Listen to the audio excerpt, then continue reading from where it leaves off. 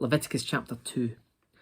When you present grain as an offering to the Lord, the offering must consist of choice flour. You're to pour olive oil on it, sprinkle it with frankincense, and bring it to Aaron's sons, the priests. The priest will scoop out a handful of the flour moistened with oil, together with all the frankincense, and burn this representative portion on the altar. It's a special gift, a pleasing aroma to the Lord. The rest of the grain offering will then be given to Aaron and his sons. This offering will be considered a most holy part of the special gifts presented to the Lord.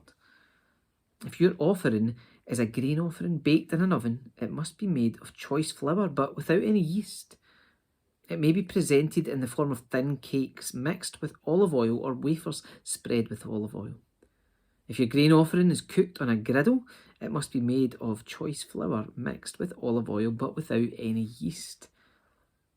Break it in pieces and pour olive oil on it. It's a grain offering. If your grain offering is prepared in a pan, it must be made of choice flour and olive oil.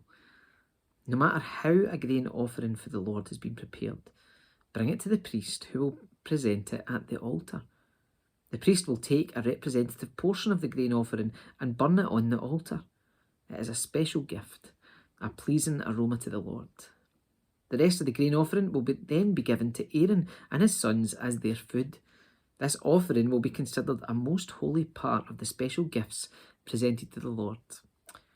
Do not use yeast in preparing any of the grain offerings you present to the Lord, because no yeast or honey may be burned as a special gift presented to the Lord.